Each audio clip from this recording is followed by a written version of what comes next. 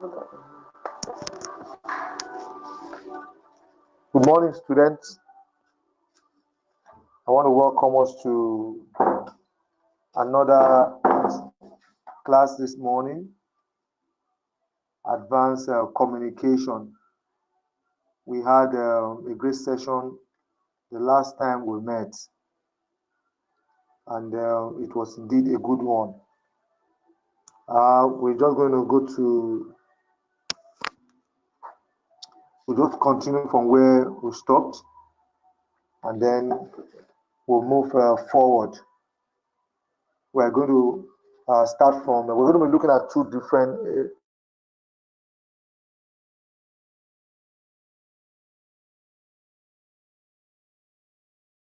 areas. We're going to be looking at the Nigerian Communication Commission of 2003 that I told us the last time we met, the NCC Act, which I told us the last time. And then we're also going to look at news agencies of Nigeria. And then we're also going to look at how to write an editorial, what editorial writing is all about. I said that the Nigerian Nigerian Communication Commission is the regulatory agency that is saddled with regulating the affairs of anything that has to do with telecommunications in Nigeria. Across the world, the communication commissions are responsible for regulating everything that has to do with telephony, everything that has to do with mobile network, everything that has to do with landline phones across the world. Yeah? Please share your material. Okay. But you can continue your lecture while you're doing that. So, I want us to know that the Nigerian Communication Commission also, they have an act that empowers them to carry out their responsibility. They have an act that empowers them to carry out their responsibility, which I told us last week. I said that the Nigerian Communications Commission is the independent regulatory authority for the telecommunication industry in the world. It was first of all established November 24, 1992.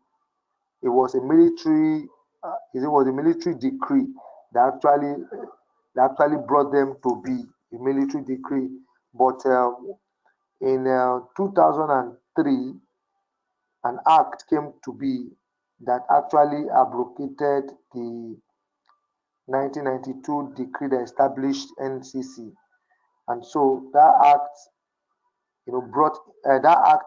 now became effective. That was in 2003, and that was during the time of ex-president Olusegun Obasanjo.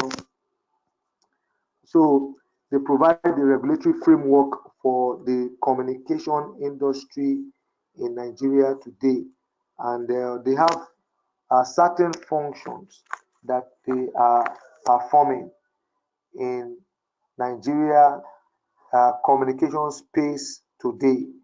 They have certain functions that they are performing in the communication space, today, and part of what they are expected to do is to ensure that Nigerians are not shortchanged when it comes to pricing in getting access to communication.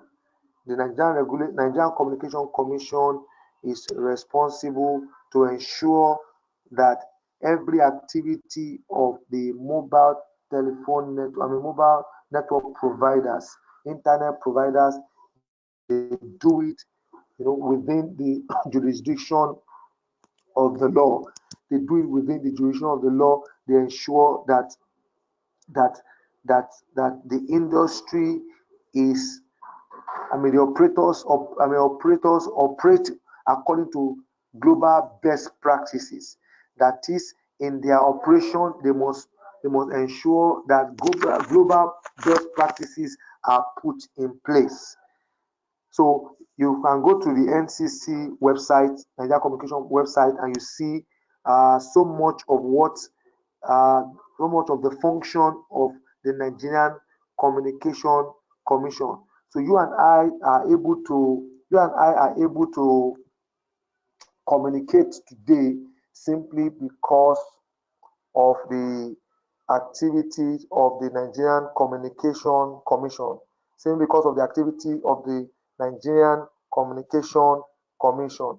So it's very, very, very important for you to understand what they stand for. Now, a practical example of their assignment can be seen from what happened a few years ago when MTN infringed on one of the regulations of NCC.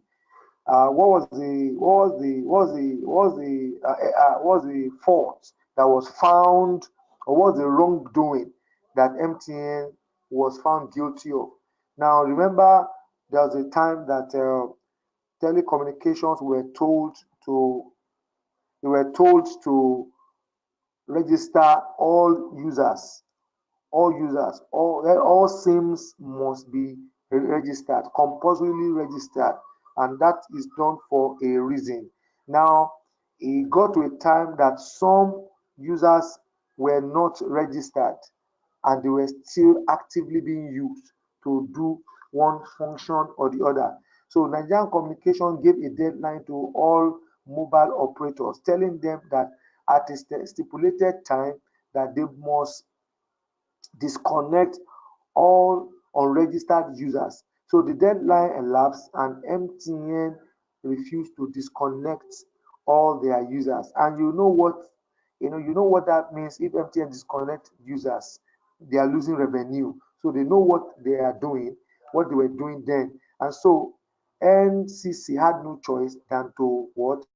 To fine them, impose about 1.3 trillion naira fine on MTN, and MTN, you know, it became a problem for them to the extent that the I think the MD of MTN as at that time had to leave, and so somebody else had to come in to take over.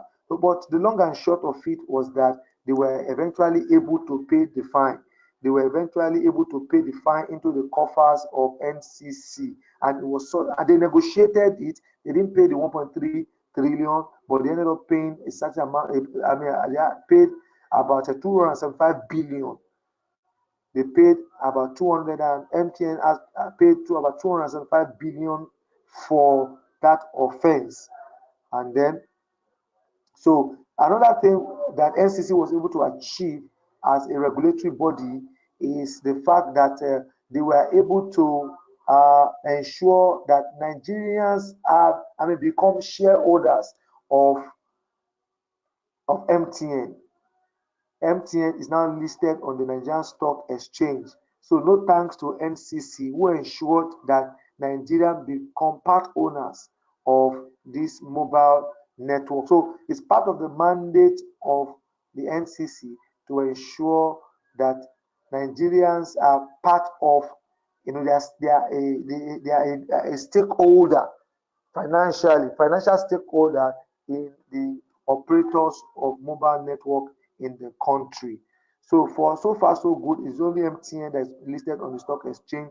Maybe as time goes on to in the nearest future, we might see the likes of Globalcom and the other mobile telecommunication also come and listed into the stock exchange. So when it comes to the issue of data, you have data problem, internet connectivity, ambiguous prices of. I remember there's also a time where mobile network will send unsolicited SMS to us. Nigerians began to complain, users began to complain, and then NCC had to come in to tell the mobile internet, to tell the mobile operators to ensure that they don't send unsolicited SMS to people. That is a distraction. How can you send SMS to people without telling them, without informing them? So that has drastically reduced, no thanks to the existence of NCC. So I want us to just please go to the NCC website and then learn more about what NCC is all about, and then find out what their function is all about. Remember last week we also talked about that is a major contribution to the nation's economic growth and development. That the telecom sector, the communication sector is a major contributor to the nation's economic growth and development, about 11.39% contribution to Nigeria's GDP, about 11.39 contribution to Nigeria's gross domestic product. Through the existence of NCC, internet user has risen to 122.6 million in Nigeria, and also we have about 175 million active telephone users in Nigeria today. I told us that sometime ago, several years back, Nigerian Nitel, Nigerian Telecommunication, was the only operator, independent operator of communication services in Nigeria, and it was held for everybody. And so, a few years later, mobile network came in, and that marked the end of the era of Nigerian telecommunication. So they are long been dead and buried. So we have gone out of that era. We're now in era of mobile telecommunication. We're in era where internet has come to be, and the Nigerian Communication Commission is responsible for regulating the activity of all these service providers. Remember also recently the issue of 5G, came into be, and then NCC also came in to clear the air that 5G has not been approved to operate in Nigeria. Nigeria is currently operating on 4G, and then what other things again? So just go to the NCC website and get more information about them. Okay, so let's really look at what is editorial writing. Editorial writing.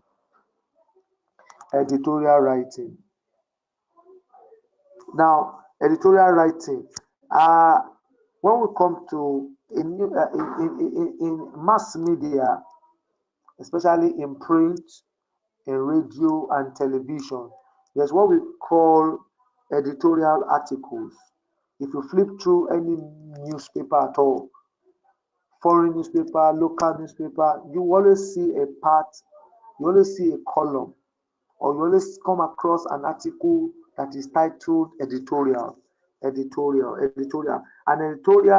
is an article that presents an institutional opinion or a media opinion or a view about a burning issue. Let me come again with that. An editorial is an article that presents a media organization's opinion or view on a burning issue. I'll come again. An editorial is an article that presents a media institution's opinion or a media organization's opinion or view on a burning issue. There are several issues across the world today. One of these burning issues is coronavirus pandemic across the world.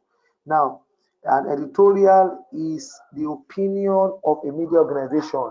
A media organization consists of editorial board. An editorial board they are the ones that are responsible to taking decisions about the direction in which the media organization will go. Now, they believe that they can use that platform to actually speak on issues that are currently going on, issues that need to be addressed, in the society, burning issues that need to be addressed in society. Now, the editorial board, consists of the editorial team. The newspaper has an editorial team. They have administrators, managers, and what have you.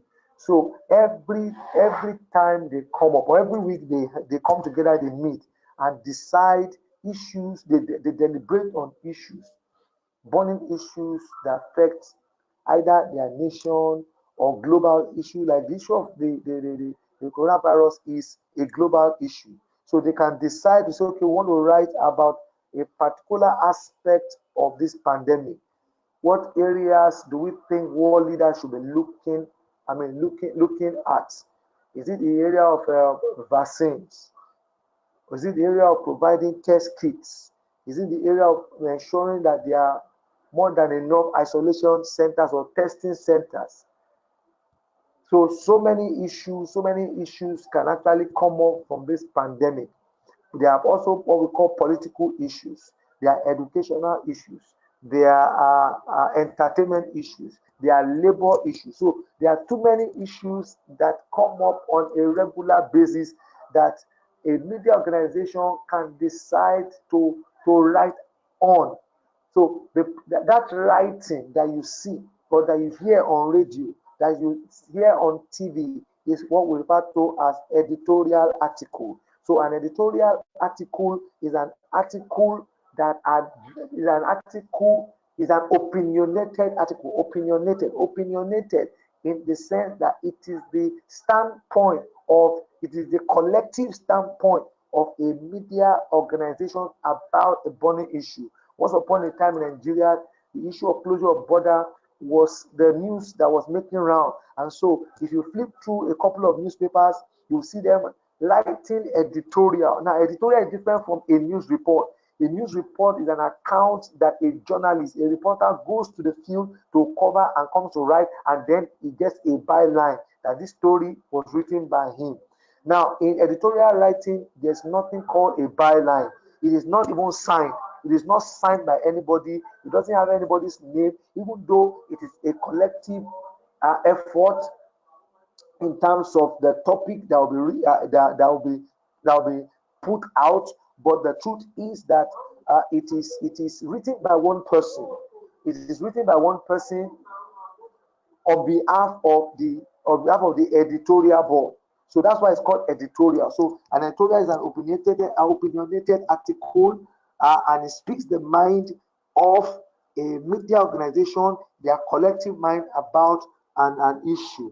Now what when you look at an editorial, you will notice that it has a pattern that it follows. And what is that pattern? It tries to persuade.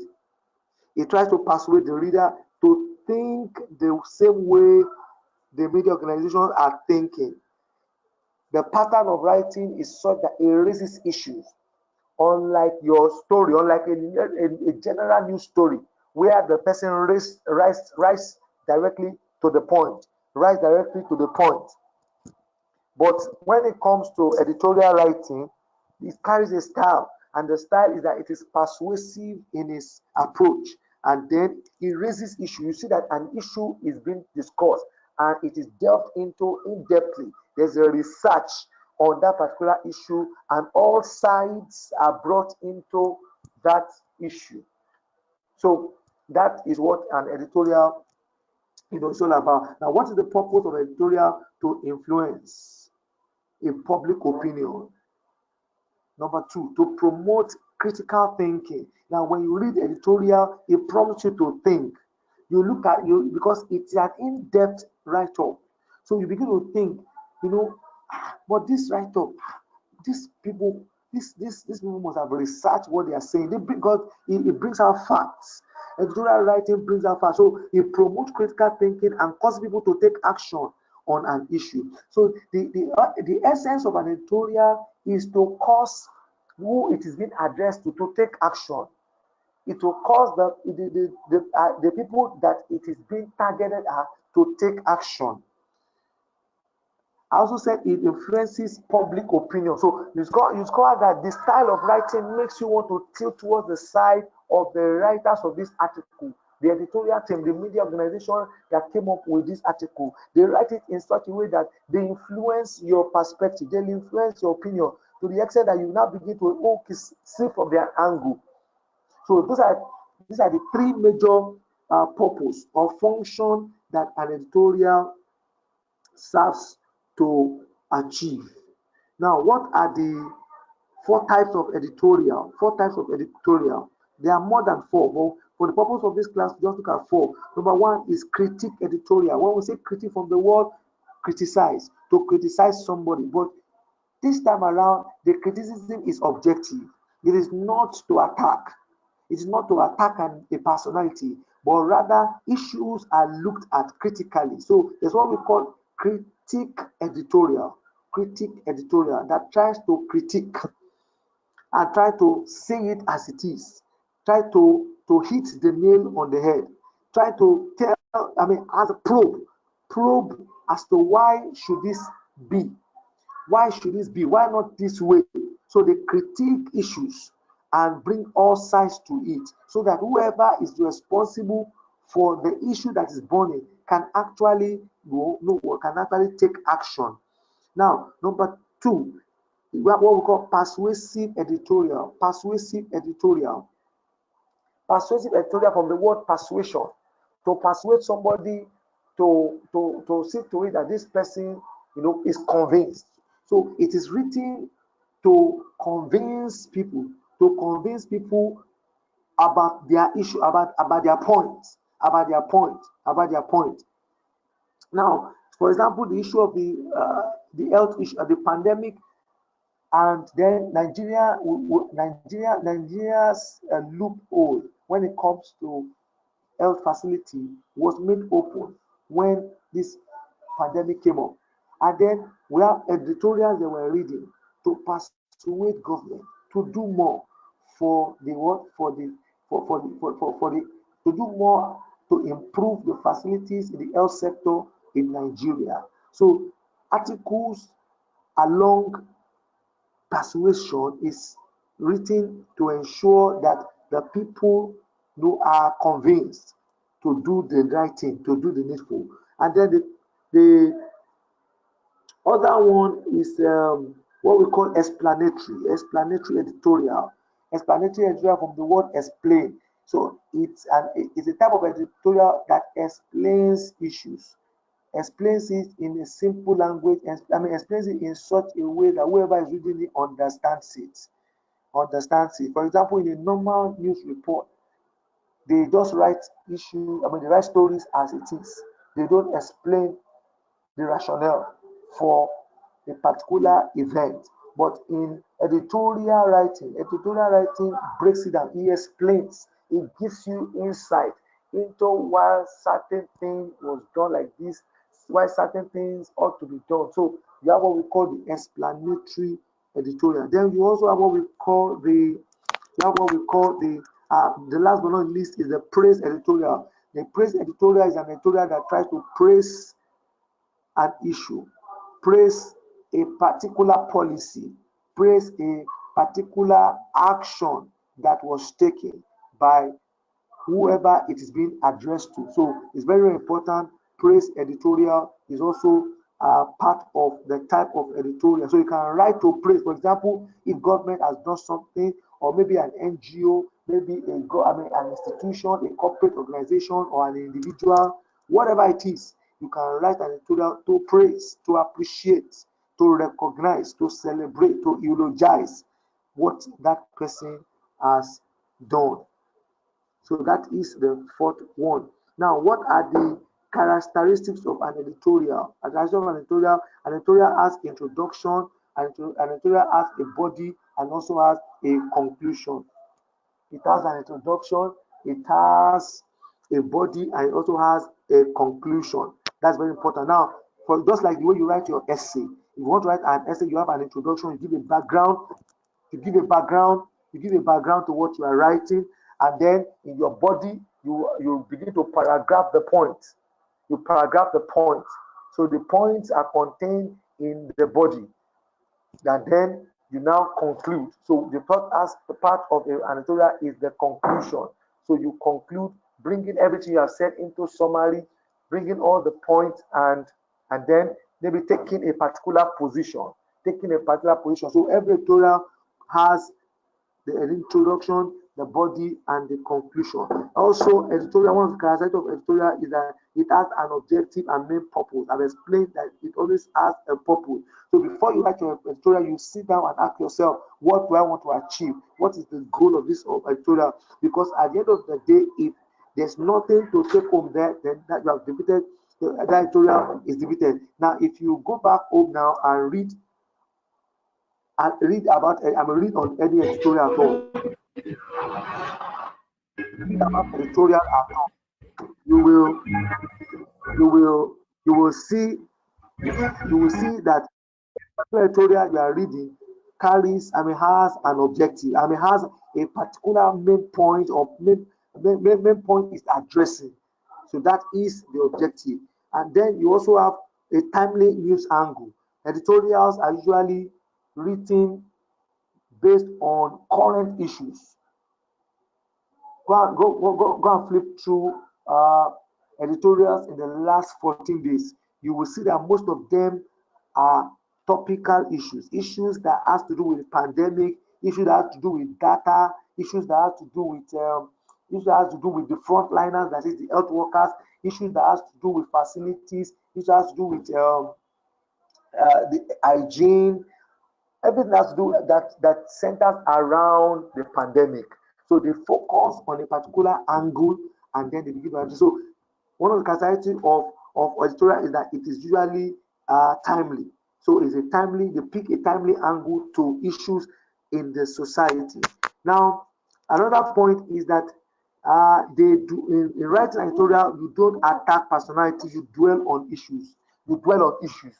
You don't attack personalities. You dwell on issues, you don't attack personalities. That's editorial for you. And then again, the last aspect, the list is non-exhaustive, but we can only take 5. You suggest possible solution. In editorial writing, you discover that the writer suggests solution. The writer suggests solution. They suggest solution. So in writing an editorial, you must put solution. You must suggest solution. What are the steps to writing an editorial? 1, pick an interesting current news. Pick an area of interest. They pick an area of interest, and it must be a current news. It must be an issue that is burning currently. And number 2, the steps to writing an editorial: collect information, you collect data, that is figures, you do a lot of research. You do a lot of research. When you read an editorial, you discover that there are lots of information. It's filled with facts. It's filled with figures. When there's a need to put figures, it's filled with facts. It's not a surface written article. With facts, filled with points. And then you discover that in the writing style, they do a lot of research. Research is involved. Then another point is that they explain issues objectively. Issues are well explained in details, objectively. It is not a sided article. The facts are written objectively. They look at the fact to the left, they look at it to the right, they look at it to the front, they look at it to the back, and then they document. They also compare and contrast. In writing an editorial, you compare and contrast. You compare it with what's happening currently and what used to happen in the past. They compare with climes, what's happening, obtainable in Nigeria, and how are they doing it over there in other nations. So in writing an editorial, you compare and contrast. Issues are explained objectively, and then in all of your paragraph, that's where you state all your facts, all your points. You don't model the facts together. Every fact is contained in different paragraphs till you exhaust your write-up. And then would they also one of the characteristics of editorial writing is that it provides solution to problem beyond the common or beyond the regular write-up. It provides solution to problem beyond the common write-up. Okay, and also then last but not the least, it gives good conclusion. The conclusion is always punchy. It gives good conclusion. The conclusion is always punchy. very strong worded conclusion, such that whoever is reading will think. Like I said that it promotes critical thinking. So when you are concluding, you make sure that your conclusion is very strong. Then also your intro too must be very strong. You can go online to research. There's a website called the Pro Essay Writer. Pro Essay Writer. Pro Essay Writer gives you a step-by-step guide as to how to write an editorial. Pro Essay Writer. And so we proessaywriter.com. Proessaywriter.com. Now, one of the assignments I'll give to us is I want us to do an editorial on the Nigerian education system must go digital. Nigerian education system must go digital. So do a one-page editorial or 1.5-page editorial on why Nigerian education system must go digital. Now, the last aspect of this class, if time permits us, is news agencies. News agencies. Now, what are news agencies? News agencies are organizations that gather vital information and distribute them in the form of news around nations. News agencies are organizations that gather vital information and distribute them in the form of news around nations. They are called press agencies. News agencies are called press agencies. They are also called press associations. They are called press associations. They are called wire services or news services. Now, what is their role? They act as a way to keep us informed about issues related to home nation, parts of the world that cannot be assessed. Now, news agencies are agencies that commercialize news. So they sell news stories across media platforms. They trade on news to other media organizations. They sell news stories to other media organizations. So it's a commercial organization that sells news, that trade on news information across nations, across the world to other media organizations. Now, what am I trying to say? We're saying that the news agencies, they exist to sell news items to media organizations, because media organizations, your local media organizations, have limitations. What is happening now in maybe Saudi Arabia, what is happening now in UK, the other nations may not have the resources to send reporters to cover issues in so many countries. And so what they do is that they now subscribe to news agencies. They subscribe to news agencies. Okay, they subscribe to news agencies so as to get information about news that are happening across the world. News across the world. Now, there are several international news agencies, and then we also have local news agencies. I have here about seven international top news agencies of the world. We have AP, Associated Press, AP, you can write it down, Associated Press. You have the United Press International, UPI, United Press International. You have the Canadian Press, that's PC, CP. You have the Reuters, Reuters. You have the AFP agency, France, and you have what we call the DPA, Deutsche Press Agency, that's from Germany. You have the SPA, Saudi Press Agency. I'll quickly go on today again. Associated Press, United Press International, the Canadian Press, the Reuters, the AFP Agency France. You have the DPA, Deutsche Press Agency. You have the SPA, Saudi Press. That's the much we can take. Okay. These are the news agencies. We have, well, in Nigeria, we have the News Agency of Nigeria, the News Agency of Nigeria, the News Agency of Nigeria, the News Agency of Nigeria. We have the News Agency of Nigeria. So time will not permit me to go more into what they are, but they are news distributors across media platform. They basically supply mass media organizations with news. News agency are the art of journalism industry. News agency are the art of journalism industry. So we have what we call international news agency and the national agencies. So the international ones are the ones that are operated internationally. They are some of them are the ones I just mentioned for you. And the ones we have in Nigeria is what we call the News Agency of Nigeria, which is NAN, News Agency of the Nigeria. So what they do is that they sell their content, news content, from pictures, stories, features, what have you. They sell pictures, story. So and then they they have different roles. They have different roles that they perform. So, but time will not permit us to go much into that. But you can do a research on the news agencies in Nigeria. Now, let me quickly give you an assignment. I said the effect of what is the effect of the internet on operators of news agencies. No, let's take this one. Challenges of international news agencies. What are the challenges of international news agencies? The challenges of international news agencies. What are the current challenges of international news agencies? And then the first assignment I gave to us, I said you should write about digital education in Nigeria. Digital education, Nigeria system, educational system must go digital. I want you to write a 1 page or 1.5 page editorial on it. Make sure you do an in-depth research.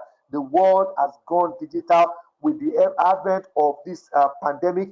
We have embarked on online education. So I want you to write an editorial on the need for Nigerian education to go digital. So send it to my email, Mr. Padonu onlineclass@gmail.com. Mr. Padonu onlineclass@gmail.com. And if you have any question, you can always chat me up on the WhatsApp. You can always chat me up on the WhatsApp on my number. My number is 0806 283 0343. If you need any clarification.